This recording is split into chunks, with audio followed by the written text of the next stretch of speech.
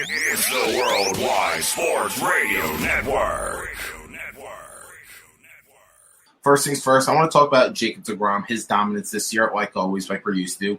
Is it time for him to demand a trade? And then also, we know that Julian Edelman announced his retirement today, and the question to that is he going to be a Hall of Famer? Also, should we take the 76ers seriously that they still remain the top seed in the Eastern Conference? And then LeBron's Instagram post with Anthony Davis on the sideline saying that there is a thunderstorm on the way. Does the Lakers still have enough with James at the helm, given that they're missing such an extended period of time? It looks like Anthony Davis will be missing at least another 2 weeks and LeBron missing another 3 weeks. Can the Lakers still remain a high enough seed where they are a threat? How are they going to come back? And then also, to wrap up, we got Steph Curry dropping 53 last night. He passes Wilt Chamberlain for the all-time leading scorer in Warriors history. So to that, I say, where is Steph Curry going to rank on the all-time list? So first things first, let's get started. I want to talk about the New York Mets quick. Jacob deGrom, New York Mets. If you're a Mets fan, cover your ears, or you want to keep scrolling, you want to X out of this, totally understand. Going to have a little slander here. First things first, there are 3 guarantees in life: death, taxes, and the Mets spoiling a Jacob deGrom masterpiece. It's too much now. It's just start after start, year after year. Jacob deGrom gives you a gem. The Mets somehow find a way to blow it, whether it's the bullpen blowing the lead, whether it's the bats not giving him any run support. No matter what it is, Jacob deGrom is just not racking up the wins he should. The way Jacob deGrom has been pitching for the Mets since about 2018, he should be getting literally 25 to 30 wins a year.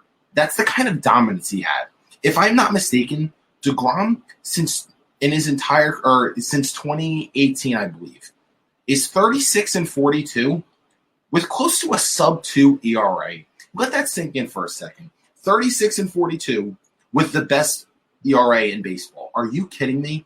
deGrom has type of a talent where he could be regarded as the greatest pitcher of this generation, next to Clayton Kershaw, right?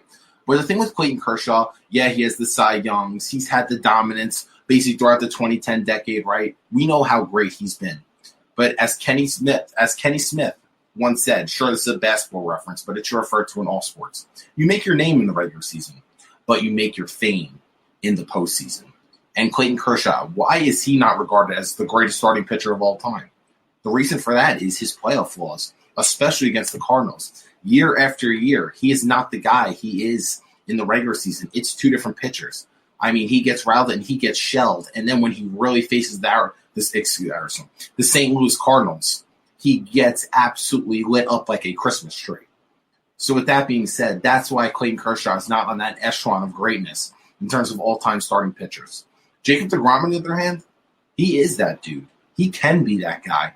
But the problem is playing with the New York Mets. They're not a championship caliber team. They haven't been to the postseason since 2016, where he didn't even get a start because they got eliminated in the wild card round against the Giants when Noah Syndergaard got that start. And his only other postseason experience is 2015. But his dominance, his prime, his apex has been from 2018 to today. And as great as deGrom is, as great as the contract he's getting paid, he's in a big market of New York, right?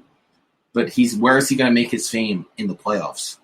Sure, the Mets were projected with the Atlanta Braves to be on top of the NL East and be a threat to come out of to win the NL pennant, right?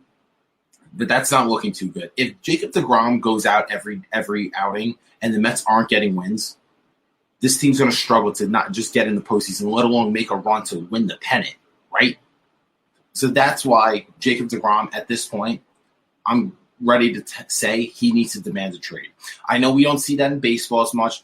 Baseball and the superstars don't have as much power as a superstar in basketball, especially, which we all know that story, where they all tell me LeBron was the guy to do that in terms of player movement, having the power, this and that, to move team to team, right? And then free agents leave via free agency, have other guys demand trades. Now we're seeing it in football a little bit more.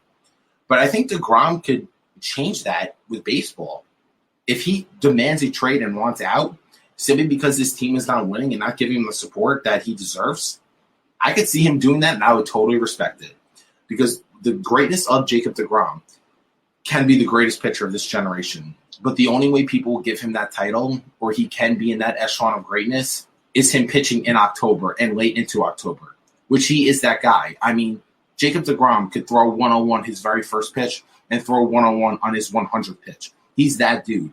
He is toying with hitters. He already has 21 strikeouts in 14 innings, which is tied for second in the MLB this season alone. He is toying with hitters. Guys don't look like they have a fighter's chance in the box. And he's really only using 2 pitchers. He has a 93-mile-an-hour slider and a 101-mile-an-hour fastball with tail and late run. He's untouchable.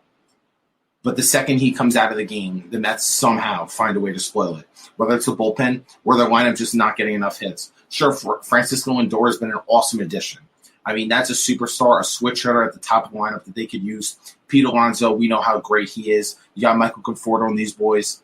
But at the end of the day, if the Mets aren't getting wins on DeGrom starts, their aspirations to even, let alone win the NL pennant, but win the NL East or even sneak into a wild card, you could kiss that goodbye because it's simply not happening. It is simply not happening if Jacob deGrom's not going to go out there and not get wins. He needs to demand a trade. He should go out and say to the New York Mets, I want to be traded to a championship caliber team because that's the type of pitcher I am. And one thing's for sure, the Mets could get a whole lot in return for him. And every Mets fan's probably crying, please no, please no, please no, because that's the only thing they really got going for him between deGrom and Pete Alonso. But I mean, the Mets bullpen is just a disaster. And if they can't close out games, if you can't hand the ball to their bullpen and close out games, they're never going to be successful, let alone their hitting flaws. Washed up Dellin Betances. Dellin Betances was a superstar with the Yankees. He's the only pitcher in MLB history to have 4 or 5 consecutive seasons with 100 strikeouts or more as a reliever. I mean, he was special. And then between the Achilles injury, now numerous shoulder injuries. Now he has another shoulder impingement, and he's going to miss an extended period of time. Dellin Betances is not the pitcher he was with the Yankees. He's not. His fastball dropped close to 7 miles an hour. And without that electric fastball, he's not that pitcher. Sure, he's got a devastating breaking ball, but without that velo, he's not that guy anymore. Edwin Diaz is terrible. Let's call a spade a spade. He had a historic year with the Mets with the Mariners in 2018. Goes to the Mets in 2019 and could not be worse. And Jeremias Familia, sure, he was good in 2015 and 2016. Haven't seen it since. He's been awful as well. He's been extremely erratic. He's another guy who could walk the bases loaded, somehow find a way to get out of it. But they don't have a bullpen to close out games. And if DeGrom's going to give you a gem, give you a 7-8 inning gem, and he's just going to blow it, what's the point to having him on the roster and pay all these guys? They got to figure something out real quick before Jacob deGrom, his ego comes in the way, or just his pride, or his legacy comes in the way. Because if he wants to be an all-time great, he's got to do it in the postseason, which, not that it's his fault, because he can't control whether the Mets are in the playoffs or not. It's not a sport like basketball where one superstar could really control an entire game or entirely rebuild a whole team by themselves. And even like in football, you could say to a quarterback to an extent, could take over a team and really carry them to numerous victories. Whether you're Mike Trout and the best player in baseball, he's another guy who I believe should want out of LA if they're not going to be winning games. If they're not going to be winning games, he's another guy who's played he's been 3 playoff games in his entire career and now being regarded as the greatest baseball player of all time. Where's he making his fame? Derek Jeter has the legacy he has because of his being Mr. November, having all those clutch hits in the playoffs. Mike Trout hasn't been doing that. And Jacob deGrom obviously has not been doing that either. Because we've seen the dominance of Clayton Kershaw, and once he got to the postseason, he's not that dude anymore. We don't even know how Jacob deGrom is going to be in the playoffs. Sure, I'll put my house on it that Jacob deGrom will be the same dude, just given how electric his stuff is. Because whether the month is April, May, or October, his stuff's electric, and that's never going to change. But we still need to see him prove it. We need to see him prove it. And maybe the only way we could see him prove it is if he gets out of New York. At least the New York Mets, rather. We know he would never be traded to the Yankees. The Yankees and Mets will never do business together, especially for the greatest pitcher in the game. But Jacob deGrom needs out. Jacob deGrom needs to go because he's never going to have the legacy that he deserves unless the Mets could somehow find a way in the postseason. But they're not going to make the postseason if their bullpen's going to be this bad and if they're going to keep spoiling gem after gem after gem after masterpiece after masterpiece. Bottom line, period, point blank. I know a lot of Mets fans don't want to hear that right now, but I got to call a spade a spade. Next topic I want to talk about is Let's talk about Julian Edelman. Julian Edelman retiring from the Patriots, leaving, saying Foxborough out. Is he a Hall of Famer, though? Is Julian Edelman going to make the Hall of Fame? Sure, if you look back to my last point that I just made about Jacob deGrom and the New York Mets and Kershaw and Mike Trout, as Kenny Smith once said, you make your name in the regular season, you make your fame in the postseason, right? But the thing with Julian Edelman is he's made his fame in the postseason. He's one of the greatest postseason wide receivers of all time. I mean, I believe he's second in catches or yards behind the great Jerry Rice. And anytime you're in the same sense as Jerry Rice, you are doing something right. You're doing something right. But in terms of a regular season wide receiver, Julian Edelman has been your average Joe Schmo wide receiver for a long, extended period of time, playing with the greatest quarterback of all time and the greatest coach of all time in Bill Belichick. In terms of catches, I believe he's 250th of all time. And then in terms of yards, he's, I think, 150th of all time, if I'm not mistaken. Julian Edelman has never been a top 5 wide receiver in his career. Borderline top 10. And if that's the case, that's not Hall of Fame bound. That's not Hall of Fame bound. A Hall of Fame wide receiver is going to be among the elites of the game, not necessarily your longevity. We know a lot of receivers, running backs as well. They have very short careers, but their peaks were so high, which got them in the Hall of Fame. Even, for example, Kurt Warner, even though this is a quarterback, he didn't have a very long career. He didn't have that great of a career. But his 4-year window where he was elite, that's what got him in the Hall of Fame. That's why Kurt Warner's a Hall of Famer, because of those windows, that tight window where he had that peak. Julian Edelman, I don't know if he ever really had that peak where he was that dude.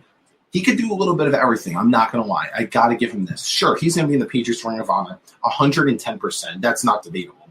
But making it the Hall of Fame, I don't think he's proven that he is that elite. I mean, even Bill Belichick said how he could catch, he could run, he could block, he could throw, he could tackle. He could do a little bit of everything.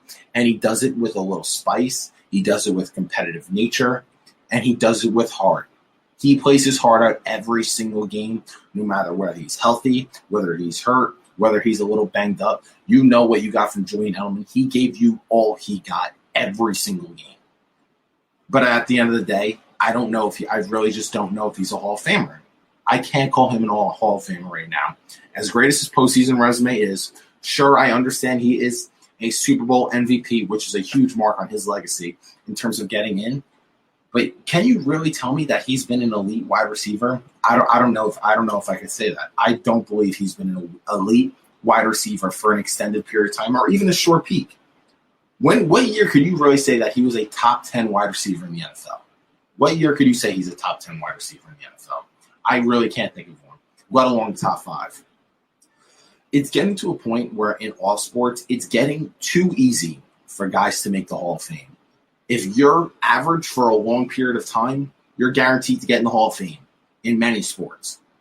For example, Eli Manning will get in the Hall of Fame because he's been an average quarterback for a long period of time. And the Giants won 2 Super Bowls. Not Eli Manning, the Giants, mainly because their defense and Brady wet the bed. Brady was a disaster in both those Super Bowls. But Eli Manning got all the credit. And he had 2 Super Bowl runs, which is why he's going to get in the Hall of Fame, because from 2014 to 2018, he was an average quarterback for that long period of time. Eli Manning was never a top 5 quarterback or even sniffed it. Sure, you could say he was a top 10 quarterback some years in the peak of his powers in his prime, but in terms of actually being a top 5 quarterback, hell no. But he's going to get in. Do I think Julian Edelman will eventually get in? Probably. I think he can, given his postseason resume, which is kind of why Eli Manning will get in as well, because he had 2 Super Bowl runs, even though the Giants never won a playoff game outside of those 2 Super Bowl runs with Eli Manning under center, which does speak volume. But I know a lot of Giants fans want to ignore that as well. But at the end of the day, Julian Edelman, I can't call him a Hall of Famer. I can't. I think he's borderline. I think it's close. I think it's very debatable. But with his regular season accolades, it's not elite and it's not that impressive. He's been an average to good wide receiver for a long period of time, playing with the greatest coach and greatest quarterback of all time. And he's been very reliable. I got to give him that. which your best ability is your availability. I get it. But at the end of the day, that's not Hall of Fame bound. Hall of Fame is an elite class. I don't think Julian Edelman's that guy. At his size, with his speed, I just don't think he's that guy. I simply can't call him that. But let me know in the comment section below what you think if Julian Edelman will be a Hall of Famer. Next topic I want to talk about, the Philadelphia 76ers. Are the Sixers time to be taken seriously? We know that the Brooklyn Nets, and especially if you've been following me for a long time, you know how high I've been on the Brooklyn Nets. I've said since day one, before Harden's been on this team, that the Brooklyn Nets will sleepwalk to the finals. I said they'll have a slow start, which they did, even before Harden got there. They'll have a slow start, but once the playoffs come, it's a wrap. It's a wrap because there's no team that could even sniff their talent. And to that, I stand that to be true today, and it's not even close. The Philadelphia 76ers are the same number one seed that we see the past 4 or 5 number one seeds in the Eastern Conference. When people try to say that they're a threat to get out of the East or win the title, but they won't. They won't. They're not that team. Let's take a look. 2017, the Celtics were the number one seed. Anyone who followed the sport long enough knows that they were not beating the Cleveland Cavaliers, and that's why they got the absolute breaks beat off them. Let alone IT being hurt, that's another story. But whether or not let's call a spade, the Celtics had no chance against the LeBron James and Kyrie Irving Cleveland Cavaliers. In 2018, the Toronto Raptors, I remember they told me that they would beat the Cleveland Cavaliers, and then LeBron came to town and single-handedly beat the brakes off them. He literally had better, scored more, assisted more, rebounded more, made more field goals on a higher percentage than Kyle Lowry and DeMar DeRozan combined in a sweep, let alone that buzzer beater. And then 2019, the Milwaukee Bucks, you got the MVP, Giannis Antetokounmpo. They won 60 games, right? They were up 2-0 against the Raptors. What happens? They blow that lead. Why? Because they didn't have championship pedigree on that team. 2020, people were so high in the Bucks that they're going to win the title. Really? And I was probably the only one who kept saying the Bucks are not legit. The Bucks are fraud. The Bucks are not getting out of the East. And again, they got the brakes beat off them by the 5 seed running Miami Heat. I think the Philadelphia 76ers are just one of those number one seeds. And I don't even know if they're going to even finish in the top seed of the Eastern Conference. But at the end of the day, it really is irrelevant. It's, at least to me, it's irrelevant because it's not doing anything. Because the Sixers are not that team. Sure, Joel Embiid may win MVP this year, but the only thing that's hurting him is the window that he missed of the extended period of time that he missed. And again, last night, 23 minutes, 36 points. I mean, that's video game type numbers. I mean, if you're decent in NBA 2K, I mean, you could probably do that in 2K. But in terms of championship pedigree, in terms of a playoff team, and then Doc Rivers as the head coach, no less, that's not a championship caliber team. Joel Embiid's a great player. Do I think any team in the East could really match up with him specifically? Maybe the Bucks and Giannis could guard him, could contain him a little bit. But at the end of the day, the Sixers just don't have enough. Ben Simmons is not that dude. Ben Simmons is not a number 2 option. If you can't shoot, you are not a number 2 option. I don't care how great you are. I don't care how well you play, make, finish at the rim, defend. Sure, people say Ben Simmons should be the defensive player of the year. That's totally fine, and I completely understand that. But how are you going to close? Who's going to close out games? Every championship team, as long as you could think of, had a closer on that team.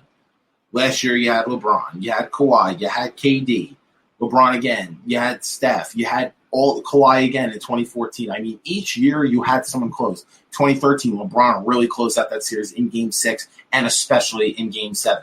You need a closer on a championship team. The Sixers don't have that. Joel Embiid, I still don't know if he can play with his back to the basket. Sure, I mean, he's shooting very well from 3. He's shooting above 35%. I think around 37% if I'm not mistaken. He's established a little mid-range pull-up, which at his size, the way he can still get to the rim, and his skill for that size is extremely impressive. I don't know if a center in today's NBA is a true closer and someone you could give the ball to and say, take me there, close out this game, finish the job. I don't think Joel Embiid is that guy. And he does not have a true Robin because Ben Simmons, like we all know, cannot shoot a jump shot. When in a postseason game, teams know how to build that wall. Ben Simmons is not going to be able to get to the rim. They're going to dare him to shoot, and we know he won't shoot. We know Ben Simmons will never take a jump shot, especially in a meaningful game. And then after that, who are they going to? Who are they going to? That's why the Sixers are no threat. And especially what the Brooklyn Nets have. I mean, they basically have the three best scorers in the NBA. If you're going to ask me in order who the best scorers are, I would say something like Durant, then Harden, then Kyrie, in probably that order. And if you're going to ask me, they have two guys who can win MVP this year. The only reason Kyrie Irving is not the favorite to win MVP right now is because he randomly decides to miss games because he feels like it. But when he's playing, he's had a better season than everybody else in the league. He's had a better season than everybody else in the league, and I don't want to hear any other discussion. Your only logical argument, like I just said, is that he randomly decides to miss games, which is a logical argument. But what he's done on the floor, giving you about 28 points per game, having a 40, 50, 90 season, and he takes tougher shots than any player in the NBA. That's all you need to know. That's all you need to know. He pulls up in traffic from three. He pulls up on the mid-range, could stop on a dime. Has a post fadeaway bank. I still don't know how he gets that off. A lot of his moves, I still don't know how he gets off. His acrobatic finishes at the rim. I mean, whether it's 1, 2, or 3 defenders, no matter if it's a six footer or a 7-footer, he could finish through them. Still don't know how that's possible. But the difficulty in each shot he takes and the way he closes for the Nets. Kyrie Irving is their closer. When they need a bucket, they go to Kyrie. It's almost an automatic bucket. He's been that reliable in the clutch. And they have a guy they could do that to. And let alone Kevin Durant, who's a top 3 player on the planet Earth, who's just coming back from injury now. And once he gets going, you have another guy to rely to in the fourth quarter in a playoff game. Sure, people may say that, oh, Harden's not that closer. He's not that dude. Well, Harden is a league MVP candidate as well, leading the league in assists. He's playing point guard for the Brooklyn Nets. He's playing point guard, leading the league in assists. He took his points per game from the Rockets, probably close to 10 points per game. He's doing exactly what the Nets need. And sure, people say that he flukes out of the postseason. He's not the same guy in the postseason. Sure, that's legit. That's a legitimate argument. But you could look at him as the third option. And I don't care what history he has. If James Harden is my number 3 option in a fourth quarter, something on my team is right. And there is no team in the East that can compete with the Nets. They do not. No team has the firepower to go bucket to bucket with them, and especially no team has a closer to match with the Nets. That's why they're so unbeatable. And I said that the Nets will get out of the East in 15 games or less. I'm starting to think it's going to be about 13 games. I think maybe one team in the East, and I don't even know if the Sixers could beat them once if they get lucky. But if the Nets are healthy, they may run through the East in literally 13 games. They're that good. This team could be one of the most high-powered offenses in the history of basketball next to the 2017 Warriors. Call spade a spade. There's not many teams who could go bucket to bucket with them. And the way they could close out games and the way they could simply score the basketball. And let alone Joe Harris shooting about 50% from 3. There's too much talent on that roster. The additions of LaMarcus Aldridge and Blake Griffin, there's no team, let alone the NBA, the East has no chance against them. We've known the East has historically just not been as superior as the Western Conference. And as great as the Sixers season looks, as great as their record shows, as great of a season Embiid is, the Brooklyn Nets could take them in 4 games. If at max, that series would go 5 games in the Eastern Conference Finals if the Sixers even make it that far. But now I want to switch over to the Western Conference. The Los Angeles Lakers. The Lakers, on the other hand, the Lakers should be concerned. They are in trouble. LeBron posts on Instagram that him and Anthony Davis, a picture of him and Anthony Davis, that they'll be coming back. The weatherman predicts a thunderstorm coming. Sure, maybe that's a hype up Laker Nation, hype up the NBA, hype up the media, give the media something to talk about. But I don't know how they're going to return. We don't know how they're going to return. Just because they're returning doesn't mean they're going to be the guys that they were before they got hurt. LeBron James has had one other injury in his career. We know that was in 2019, his first year with the Lakers. And he was a disaster when he came back. Sure, he averaged close to a triple-double, and people love to throw the numbers around. But in terms of his impact to the game, he sucked. He was terrible. LeBron James was terrible when he returned to the Lakers after that groin injury. He looked disinterested. He didn't have a quick twitch. Didn't have a quick twitch at all. was not explosive, just wanted to get rid of the entire team for Anthony Davis. They were 2 games out of the 8th seed at the time. Still made no push. They looked worse with him than without him. They were terrible. They were simply terrible. LeBron was terrible. And the chemistry that they had was a disaster. But hey, they ended up getting Anthony Davis in that offseason. But this year's a little different, given they won the championship last year. Now Anthony Davis, by his side, they have aspirations to repeat. And now it's both of them hurt. Anthony Davis has been a guy who's been injury-prone his entire career. I don't know how he's going to come back.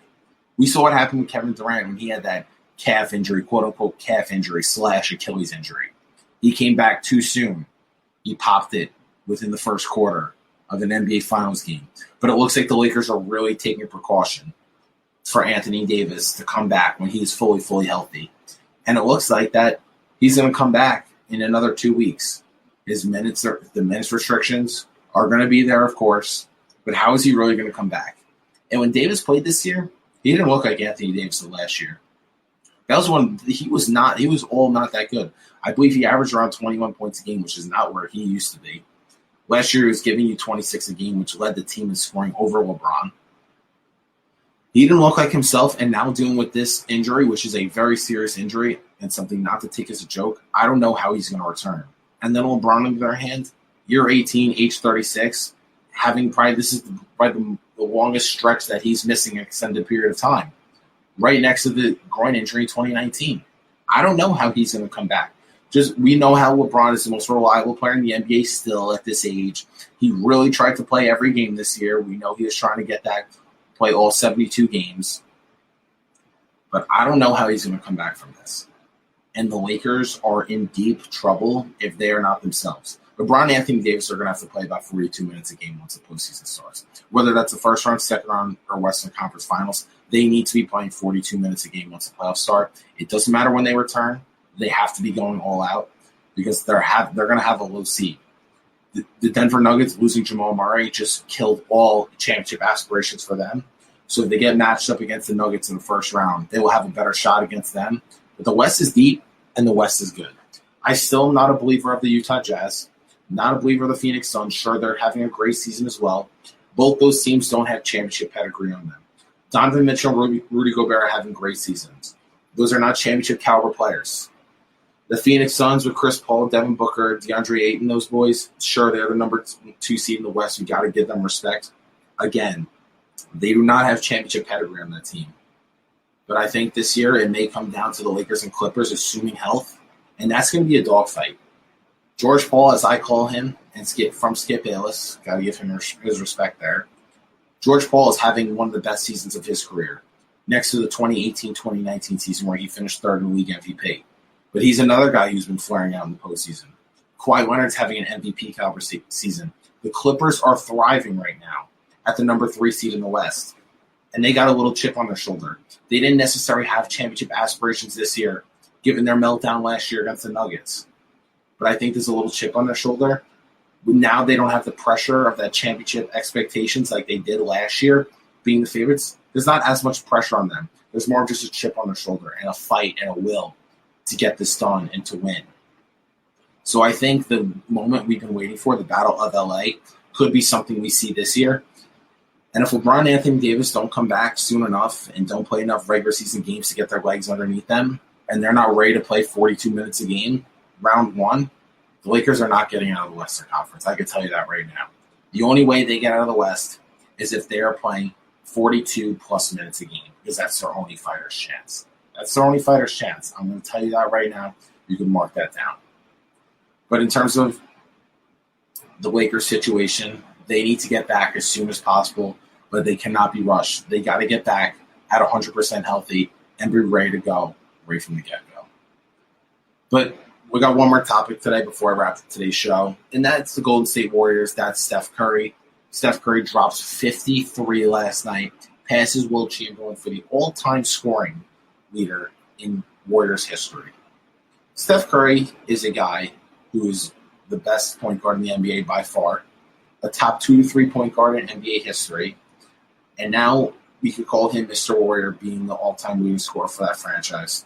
He changed the game of basketball. He changed the way young people play the game of basketball, changed the way college players play the game of basketball, and certainly played the entire dynamic of the NBA. Since he broke out in 2015, his first MVP, and especially 2016, where he had one of the greatest regular seasons, if not the greatest regular season in NBA history, they changed the dynamic of the NBA shooting the three ball. Steph Curry is the greatest shooter of all time, and it's not very close, and we all know that. But Steph Curry needs, again, a better playoff legacy to be a top 10 great. I think Steph Curry right now is a top 15 all-time great. I do. But the Finals MVP, not having that is not helping his case. He needs to prove that he could close. He could hit the big shot in the playoffs. Steph Curry, being the greatest shooter of all time, is 0-8 in game time or winning shots in the regular season, in regulation or overtime in a playoff game. And that's the greatest shooter ever. He needs to have more clutch moments. In 2015, sure, people like to argue that he should have won the MVP over Iguodala, but Iguodala locked up LeBron in Game 4, and that's why he really got it in his defense. Sure, okay.